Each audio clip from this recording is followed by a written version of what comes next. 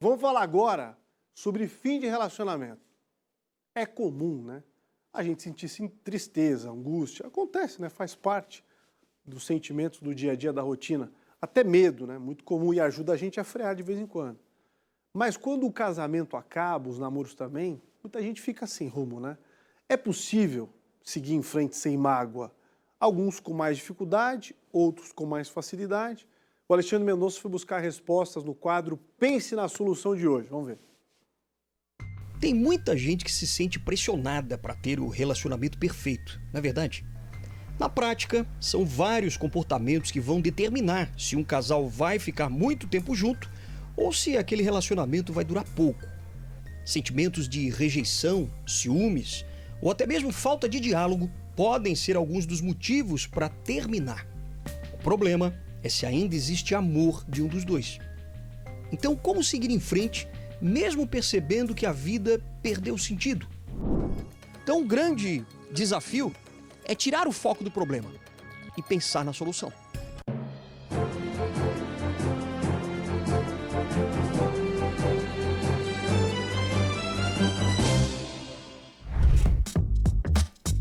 Thaís Roloff é psicóloga, especialista em yoga e já atendeu dezenas de casais e pessoas que acabaram de perder o relacionamento. E ela entende o que é preciso fazer para retomar a vida. E isso, o término, ele acaba adoentando a pessoa também, né? A pessoa fica doente muitas vezes. Sim, porque a pessoa acaba consumindo toda aquela energia, né? O corpo acaba ressentindo.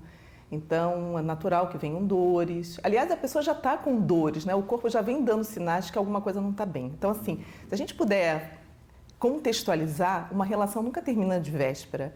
Sempre é algo que vem acontecendo. Exato. E essa relação vem dando sinais de que alguma coisa não está bem.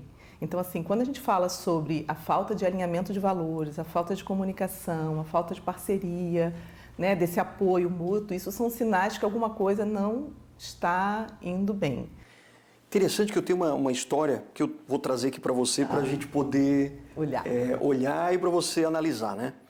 O Juliano começou a ter um certo comportamento mais assim, digamos, frio durante a relação. A Júlia sempre era mais mandona e tal. E de repente, o Juliano cansou daquela cobrança de não, tem que ser feito sempre do meu jeito e tal. Isso aqui foi um casal que realmente acabou se separando e ela culpava ele por ele não tomar iniciativa e ele, ao mesmo tempo, a culpava porque ela era dominante demais e queria tudo do jeito dela e não dava brecha para ele ser ele. Uma relação dessa tem como funcionar? Isso é um caso assim, muito comum da gente encontrar.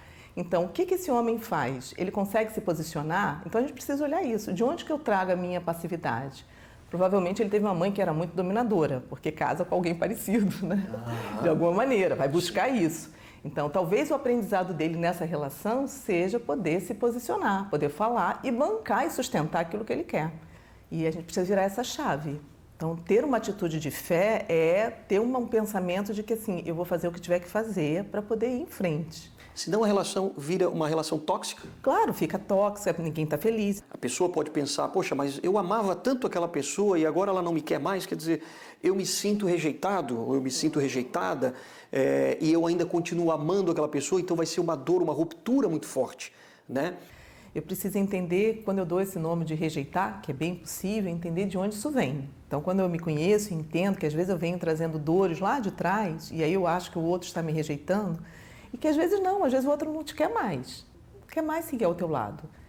E isso não significa que você é ruim, que você não serve mais. Talvez não funcione mais para aquilo que precisa, porque o outro está num outro momento. Tá, mas então, resumindo, como é que eu posso seguir em frente com a minha vida? Primeiro faz uma listinha das coisas assim que são importantes para mim. Quais são os valores que eu cultivo? Quem são as pessoas que me ajudam a me sentir bem? Eu preciso estar perto de pessoas que elevem a minha frequência, a minha vibração, que me deixam mais para cima.